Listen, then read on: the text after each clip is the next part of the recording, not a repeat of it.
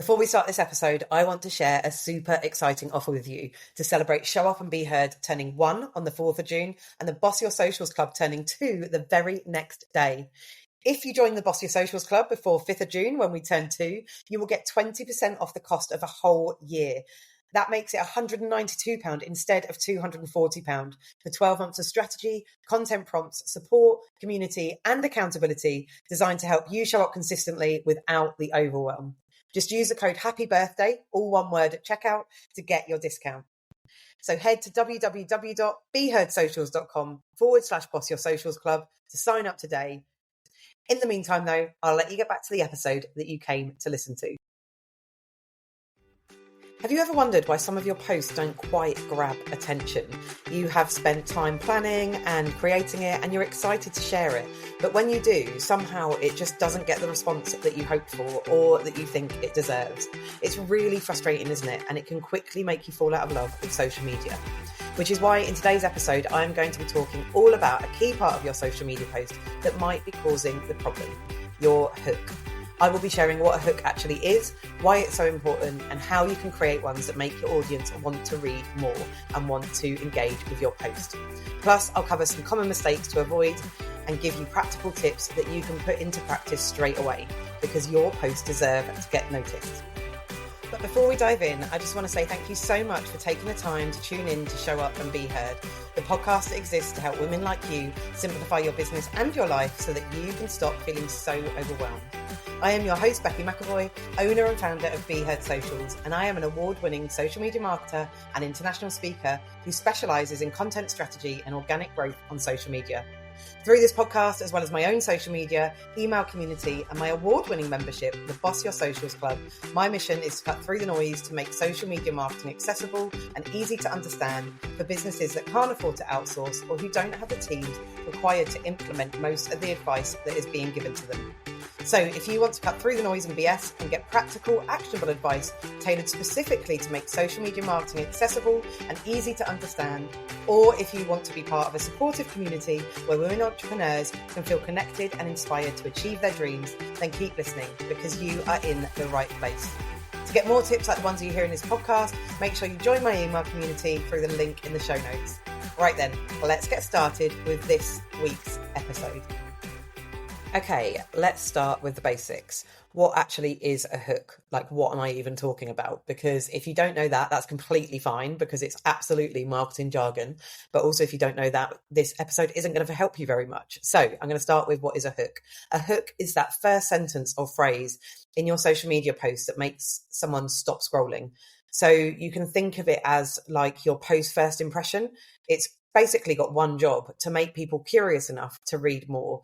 Now, I've said that it can be the first couple of lines in your caption. It could, on some platforms, if not most platforms, also be in your image. Like, it could be that your hook's in your image and then you do something different with your caption. But basically what you're doing is getting someone to stop scrolling and making them go, oh, I want to read more about this. It's a bit like the opening scenes of a TV show or a movie.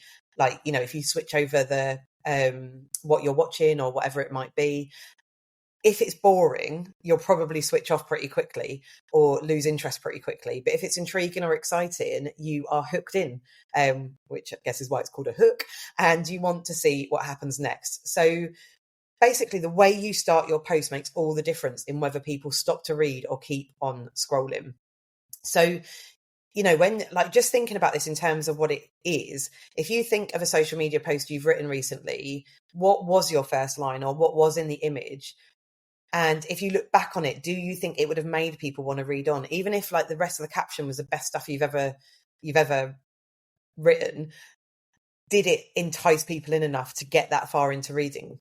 So if not, don't worry, because that's exactly what I'm going to be talking about in today's episode, about how to do that, and some tips and some things to avoid, some things to do and some things to avoid. But before I do that, I mean, I've kind of covered this already. I do want to talk a little bit more about why hooks matter, because, you know, if you've listened to the podcast for a while, you know, I am big on the why, and I think it can help you, you know, do it basically and stick to doing it and work out how to do it in the best way possible.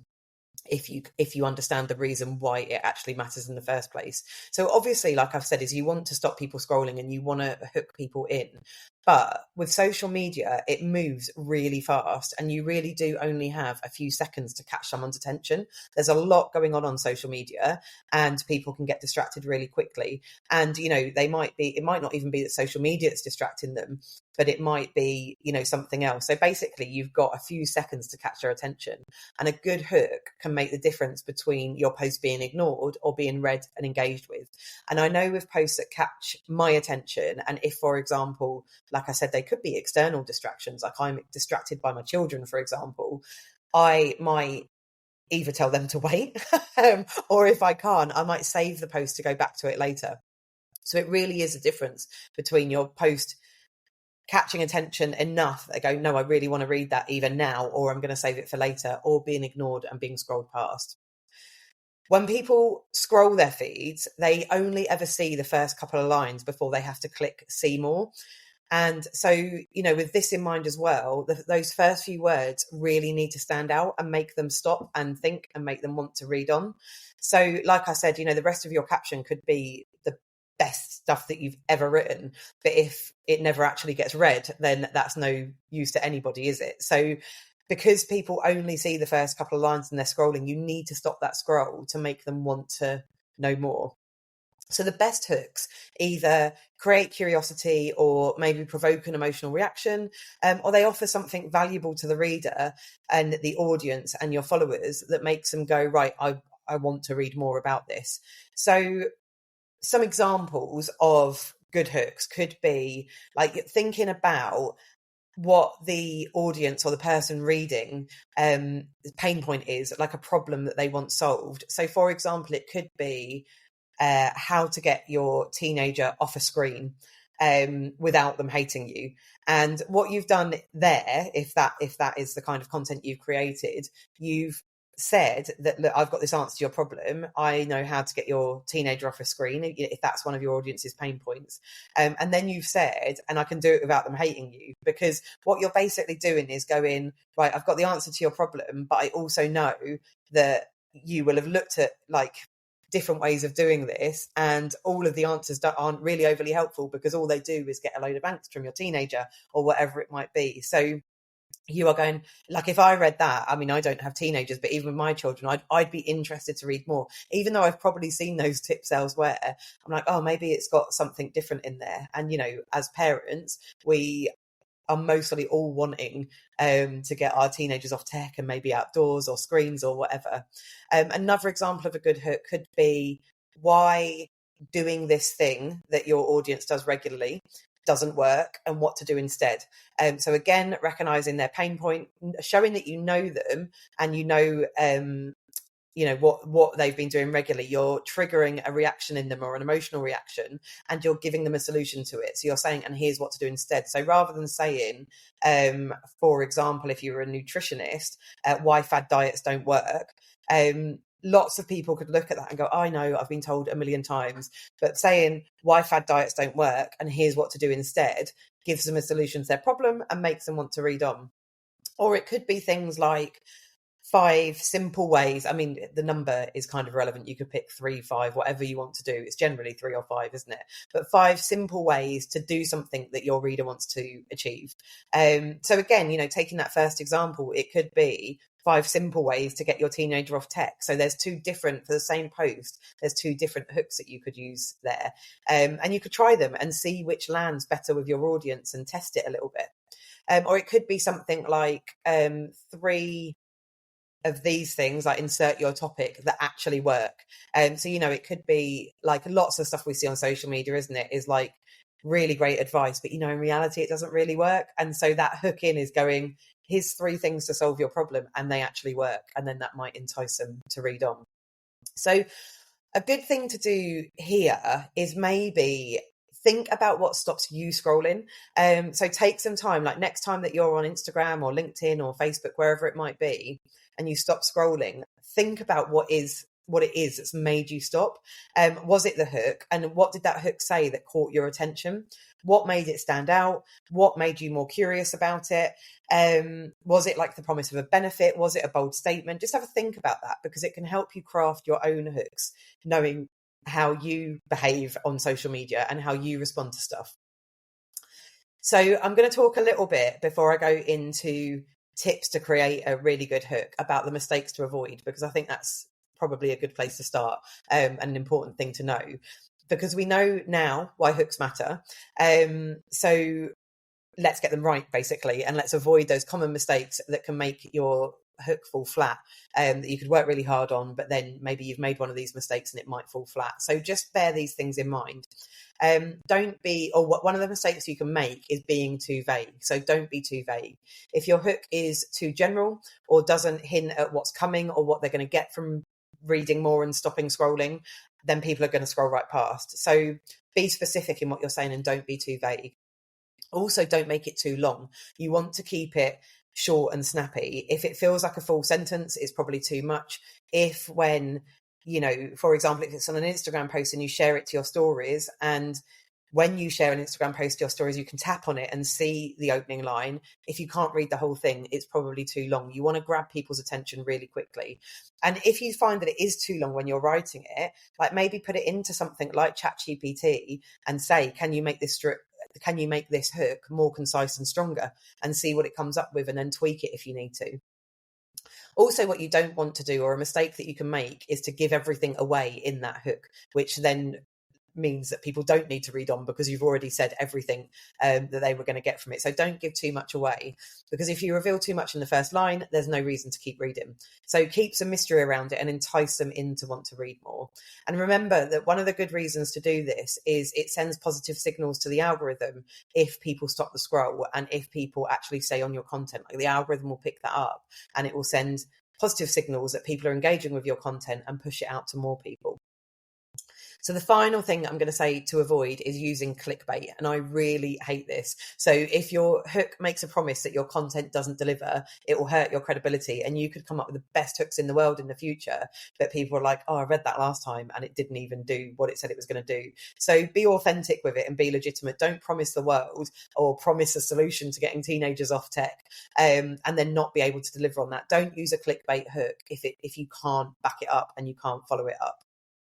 So maybe, throughout this episode, I've been sort of saying some things that you could have a think about and maybe go off and do. So maybe think about a post that you've written recently and have a look at whether it had a hook in the first place. And if it did, but didn't get too much engagement, think about the things that I've just said and the mistakes that I've listed. Can you spot, is there one of those that you've done in there, or is there maybe something else you can see as to why it didn't work? And critically review the content you're putting out. And again, use ChatGPT can be your friend. I've done a whole episode on why it's okay to use AI and not be apologetic about it. I will link to that in the show notes. So put that post in, copy and paste the caption into somewhere like ChatGPT and say, can you give this post a stronger hook? And try it again. It's a great way to repurpose your content and create some content really quickly. Okay, so those are the mistakes. Now let's talk about the juicy stuff about how to get your hook right when you're writing it. I was going to say how to get your hook right every time. I hope it helps you get it right every time, but let's talk about how to get your hook right. So here are a few of my go-to tips, and I'm going to say some of them and then say but. So just bear with me, and that's happening on the first one. So you can start with a question. So, for example, are you making this mistake in your business? Or do you ever feel like you're stuck in a content rut? If you're stuck in a content rut, might be, like the kind of things that I'd say in my content, because questions make people think, which makes them more likely to read on. But, and this is where I said I was going to say but, if your question is too easy to answer, like a simple yes or no, they might scroll past because they think they already know the answer. So, for example, those examples that I just gave, instead of saying, are you making this mistake in your business? Try something like think about the question first that you're asking them and then turn it into a sentence. And again, use AI if you struggle with this and find ways to do it. So instead of saying, are you making this mistake in your business? You could say the mistake you might not realize you're making in your business. And the difference with that is, if somebody goes, no, I'm not making that mistake, they could well be making that mistake but not acknowledge it themselves, or they go, yeah, I am, but I'm not really interested. Whereas it brings a bit more intrigue to say the mistake you might not realize you're making in your business, because they're like, oh, I wonder what it is. Like, I want to find out if I'm making that mistake. It creates that curiosity without giving the person who we want to stop scrolling an easy out of going, no, I'm fine, I'm really good at that actually. So yeah, start with a question, but start with the question in your head and then turn it into a sentence that entices them in to read it and makes them intrigued and sparks that curiosity. You could also use a bold statement. So again, thinking about the kind of content I might create, it could be things like, stop wasting time on content that doesn't convert. Here's what to do instead. Or it could be like, this one mindset shift could change your business. Or I've done content in the past of like the mindset shift that can make you fall in love with marketing your business on Instagram. And then it sparks that curiosity for people to want to know what it is.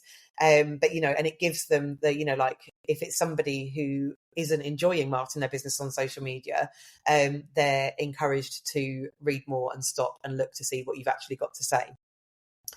You could also share a personal story. So it could be things like, I used to spend hours creating content that no one saw until I did this thing. And then you've got like a little pointy finger down and you can say, creating really strong hooks. I mean, obviously that's for social media marketing, but whatever that might be for you, like, share your personal story of how you did something, how you overcame it, and spark that curiosity with it.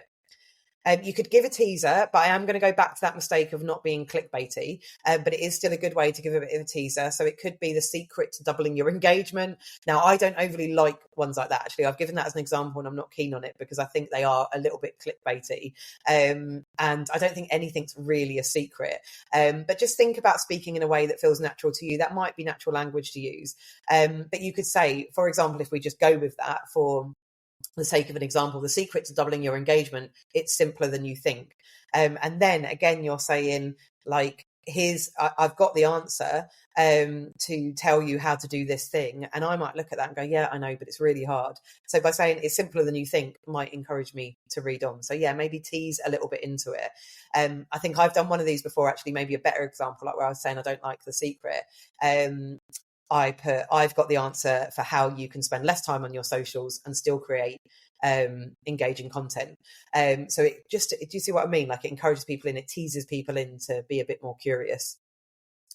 Also, what you want to do is speak directly to your ideal client. So, for example, I'm using a lot of examples of the kind of content I'd create, but like, are you struggling to stay consistent on Instagram? You're not alone. Here's how you can make it easier. So speak to them, speak to the problems they're facing, and reassure them about that. Tell them that they're not alone, and tell them that you've got the answers that can help them.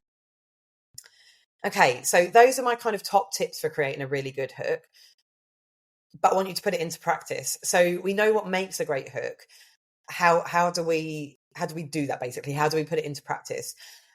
Experiment with different styles and see what your audience responds to. Don't overthink it. Just focus on sparking curiosity or making a connection. Like I said earlier, like I gave 2 different hooks for the same get your teenager off tech example, and you could do 2 different posts with that. And maybe the only thing you change is the hook, and you see which one lands better with people. You don't want to change up too much because obviously then you don't know what's made an impact. But yeah, just see what they respond to, see what they like. Like I said, like, I personally don't like the whole I've got the secret, because I don't think anything's a secret, or I've got the hack to do this, because there's no easy hacks or that kind of thing. But some people's audiences will respond to that, whereas mine don't. Like, they're not really, I'm all about the no BS, all of that kind of stuff. So try a different language, see what works, experiment with it and test. And remember that when you're doing that, the goal is testing. So if you don't get the response that you want, try something. It's okay. Try something new. There is nothing more powerful in marketing yourself on social media than testing stuff. And like I said, don't overthink it. Just focus on that sparking curiosity or making a connection with the audience who are reading. So next time you write a post, take a few extra minutes to to get that first line right. Now, I have got an episode all on, which I talk a little bit about hooks in, not in this much detail, but how to write better social media captions. And in that episode, I talk about starting with the call to action. So if you want to know why that is, go and listen to that episode. I will link to it in the show notes. But do take a few extra minutes to get the first line right as well, even though I'm suggesting that you end with that. Even if it feels a bit bolder or different from your usual style, give it a go and see what, and try to encourage people in. And also remember, you might have a lot of content out there already. So another thing that you can do is next time you go to write a post, don't try and come up with brand new stuff. Repurpose something and try it with a different hook. Because that's brilliant, isn't it? You've already got that content there and you can just think about the hook and how you could maybe make that work. So yeah, even if it's like, pause for a moment when you create your next post and think about your hook, like actively look at it. But even if it's one you've already written, just see how you can tweak it to make it stronger. And that's a really nice, quick and easy way to do it. So that is it for today's episode. I hope you are feeling inspired to start hooking your audience in with powerful opening lines. Or like I said, it could be in the image. For example, if you've got an image that has text on it, if it's a platform like Instagram, that can be a really powerful way because it's quite visual led. But yeah, I hope that, well, if you didn't know what a hook was, you now understand what a hook is and why it's so important, the things that you need to avoid doing in my experience, and my top tips for getting it right and putting it into practice.